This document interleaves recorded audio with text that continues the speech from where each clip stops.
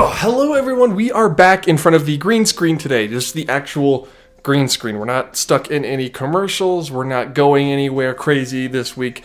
I just wanted to sit down with you all and go through one of the best attractions of Disneyland's past, one that is no longer with us, one that I miss dearly that I have never actually been on, and that is the premier attraction in all of Tomorrowland, the PeopleMover. Just a fun, quick video for you guys to enjoy with me this week. And I think it'll be a lot of fun to sort of go through this right along with me if you never got the chance to, neither did I, and we can experience it both together. And if you have been on it before, you can sort of relive those old memories along with your good friend Offhand Disney because we're hanging out together. That's what this is. We're just gonna go ride Disneyland's PeopleMover together. I mean, we could ride Walt Disney World's, but that's actually still there. I can ride that anytime I want. So let's go ahead and head over to Disneyland right now. And this video is, of course, courtesy of Mr. Disney Fan Man. Go check him out on YouTube. I'll have it linked in the description down below. You can watch the full, untalked over ride-through of Disneyland's PeopleMover. I believe this is from 1990, so 8 years before my time. I'm ready to just get right into this. I have never watched this video in its entirety all the way through before, although I do watch PeopleMover videos all the time, so I do kind of know what to expect, but let me know. Let me know if you could see the old PeopleMover tracks when you're in line for these rides still today that are currently still there, still standing, just crumbling, wasting away until Disney decides to do something with them. All right, we're gonna start the video now in 3, 2, 1, go. All right, so here we have, yes, of course, the PeopleMover. The whole complete show, 1990, Disneyland, California in Tomorrowland. Look at that. So, yes, of course, this is 1990, so at this point, this was PeopleMover through the world of Tron, because the movie Tron had come out and it was popular, so there is a segment where you sort of go through the game grid a little bit. Sort of. You'll see. Or maybe you won't when we go through it. So you can see here on our left-hand side, well, now we're looking at the rotating PeopleMover sign, that of course is no longer there. On our right-hand side, we have the beautiful Mary Blair mural that is now gone. It is replaced by a Buzz Lightyear Astro Blasters mural. And then on our left, we of course have Star Tours and the Star Tours mural, which is pretty good. It's all right. I do like the aesthetic right there, though. Just that wall, it looks really cool. I don't know why. You can hear the narration, of course. There we see you got the Death Star, you got the Star Tours Star Cruiser, whatever they're called. And so this is the pathway leading us right down the middle of Tomorrowland, right? The one that sort of looks like it's dividing the land, but it's the old tracks that are still standing. So as we move out toward where the Astro Orbiter is today, we will take a left-hand turn when we reach the hub. There's the plaza, and then we will go into actually the show building for Star Tours. There we have that wonderful Adventure Through Inner Space wall that they have sort of repainted to match that style recently. That was like a recent thing. There you have it. C-3PO and R2-D2, and then of course, so you'll pass by it. You'll see where the old Mighty Microscope used to be. You have the Star Tours ship, right? The PeopleMover actually went through the back of that room. So if you're in line today in that main Star Tours building, look behind the Star Cruiser or Star Speeder. You can see the old tracks. That's where they used to pass through. I believe it's either boarded off or there's like glass there these days. I can't remember what, but it might be open. There's a possibility that it's open. I don't know. Not 100% sure. I'll have to report back on my trip later this month, whether or not the PeopleMover tracks are still exposed. Or one of you can just comment it. That's always good. So here we're passing through Star Tours. If you're used to Disney World's PeopleMover, this one is about the same, maybe a little shorter than their route. Star Traders. There we go. That was a very quick view of Star Traders. And now we should be moving up towards Space Mountain, or where Space Mountain is. You see these windows. Those are all still there, by the way. You can peer through those windows and see the old PeopleMover tracks. This is the Red Rockets Pizza Port, right? No, that's Starcade. This is the Starcade, which you cannot enter, but you can go onto the top level of, and the standby queue for Space Mountain, if it's long enough. It's not always long enough. Okay, so now we're entering Space Mountain. So there's not going to be a lot to look at. Same with the Walt Disney World stretch of the PeopleMover. You can feel that the building gets vast, and you can hear the race cars roaring past you, but you can't really see anything. Although I do love that 1990s, that classic, I call it classic, right? Space Mountain, like, star chime music. I love it so much. I love it. And so, yeah, like I said, not much to see here because it's, of course, very dark here inside Space Mountain, although I do believe we passed some sort of set just then. So it looks like we're going really fast through space. So while we are going through Space Mountain, until we come out on the other side, I could talk about the PeopleMover. It was closed in the 90s and made room for the rocket rods, which were essentially a fast version of the PeopleMover because Disney thought that we needed more thrill rides in Tomorrowland. I mean, we had Space Mountain, half of the Matterhorn, and so another thrill ride would be great, right? So let's just go ahead and put a super fast race car style ride where the PeopleMover used to be, use the same track, and it was so fast that it ended up breaking the track that they can't really rip it out. Because as you see here, we go through Space Mountain, we went through the Star Traders, we went through Star Tours. It's so ingrained into the land that you can't really fix it. You would have to tear down all of those parts. You'd have to tear up Star Tours, Star Traders, parts of Space Mountain. There's the pizza port that we just passed.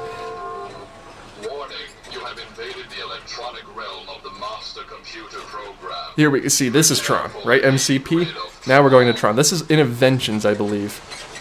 Modern day Star Wars launch bay, or modern day warehouse, whichever you choose to subscribe to. It's completely empty in there, I believe. Or no, they still have some stuff in there, but it's storage now. You can't go in there. So now this is the Tron part.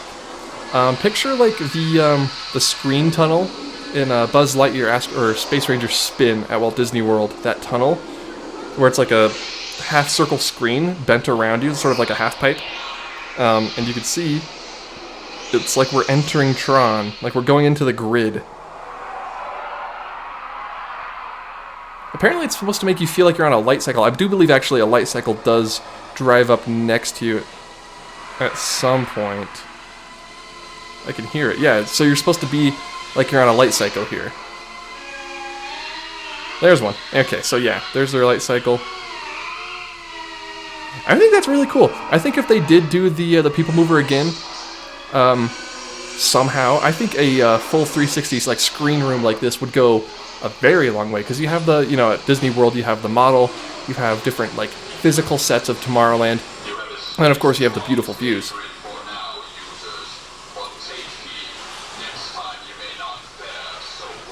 That's the MCP. So apparently we survived the game grid. I think like a Mickey and Minnie's style huge projector, like sort of tunnel like that would actually be really, really cool. And then of course you have the Skyway there in the background. There's Autopia, but you also have the Skyway going through the Matterhorn, which you don't see these days because there is no Skyway. And the Matterhorn is all closed up. So now we're going back by Autopia, back by the monorail. It's getting extremely bumpy. You could hear it bumping around. So I can just imagine the moment, like the kinetic energy, I should say, in this area. The kinetic energy of the Autopia cars, the subs, the PeopleMover, and the monorail, and the railroad, all moving around to this sort of back area of Tomorrowland, back along that street, back amongst all those trees. I can just imagine how fun it would be to ride any of these rides and see another one going past you, like Autopia, like the monorail, like the railroad. And the PeopleMover tracks are very, very apparent if you're riding Autopia or the monorail these days. You can tell by like the bronze coloring that they use. If you're looking for PeopleMover tracks, just look for the bronze sort of coloring that they use in the railings or in the track. Here we go, we're making a turn. That's not It's a Small World.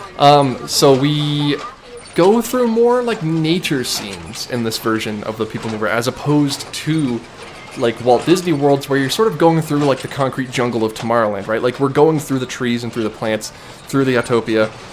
It's more of like a tour of all of Tomorrowland. Meanwhile, I don't know, Disney World's Tomorrowland's pretty good at that, but it's like you don't really go through scenic sites, because like here you can see Fantasyland, right? The Matterhorn. You can see Small World, like she mentioned. You can see the castle, the hub. You get right up close to the hub. There's a lot of stuff you could see here.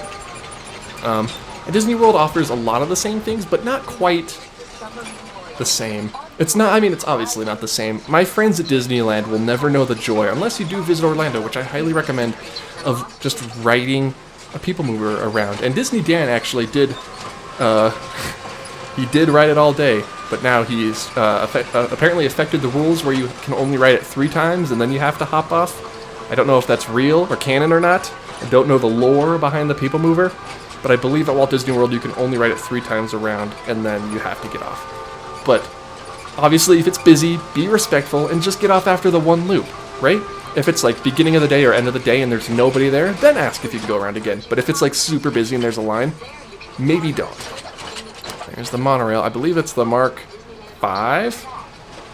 I couldn't tell you. I don't have all the monorail marks memorized. I believe Mark 7 is Disneyland. Mark 6 is Disney World. Mark 8 doesn't exist. There's the Skyway going right through that Swiss cheese mountain. That's just like Walt would have wanted. It doesn't look very natural, obviously. I think they could have maybe dressed up the openings more with like some trees or maybe some bushes, but it just looks like someone like took like a stapler or like a hole punch and like punched a hole through the Matterhorn. Where are we going now? This should be the current Buzz building, right? Yes. Yeah, it's Circle Vision. So this would be Buzz, I believe, nowadays. Now, back then, I believe it was America the Beautiful. Sort of like a pre-Soarin', where you would go through not just California, or not only California and the world, but you would go through different spots in America. So you would visit, you know, your New Yorks, your Monument, your Moabs, your Monument Valleys. There you go. There's the pre-showroom, I believe. That's really cool.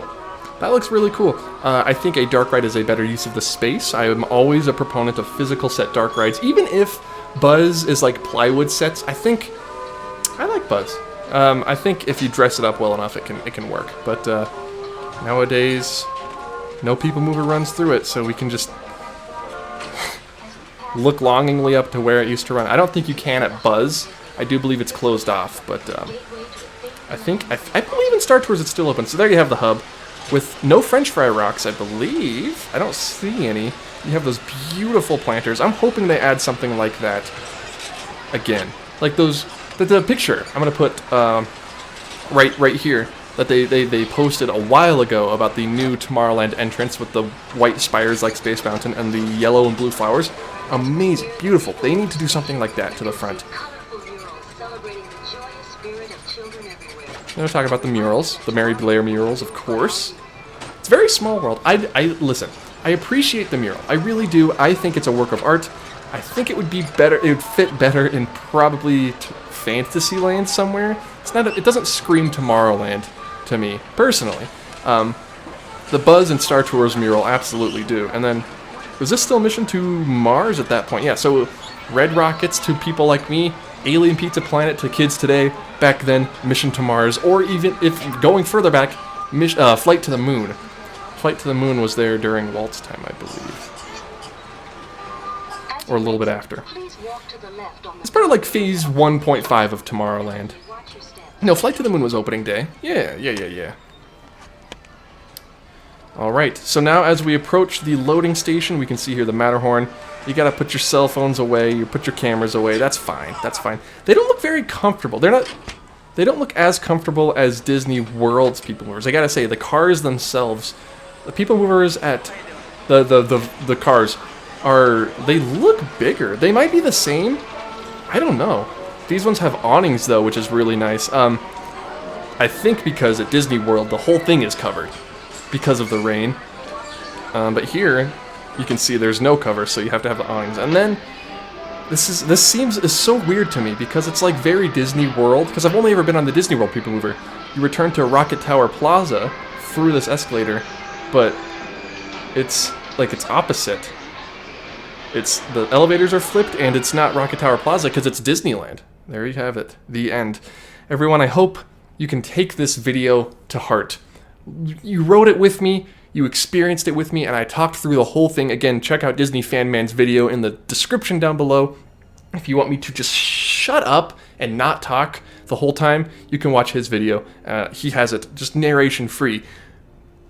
But I think something like this really needs to return to Disneyland. I know I talk about it a lot. I know I talk about how much I miss the PeopleMover, but it's such a unique attraction. It's like the railroad. It's something to do when you don't want to do anything else that also is entertaining and fun to do, right? Everyone, thank you so much for watching this video. This is going to be like sort of the end card right here. I'm not going to bother doing an end card. I am very grateful for you watching this video, and hopefully one day we can actually, in person, together, you and I, ride the PeopleMover together when they end up tearing all of Tomorrowland down, except for Space Mountain, and rebuilding it. Thank you so much for watching. If you liked this video, please hit that like button. It really goes a long way. Let's hit 3,000 likes for this video. Can we do that?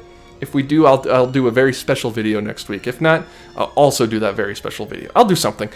If you're new around here and you want more videos like this, please be sure to hit the subscribe button. I will keep them coming. And as always, thank you to my Patreon supporters. They help keep this going. Even for just $1 a month, you can get access to most of the perks, early video access, and sometimes exclusive video access. So that will also be linked in the description down below. And keep an eye out for the new episode of Foolish Mortals Season 2 still, starring me and my good friend Disney Dan. Just keep an eye out for that.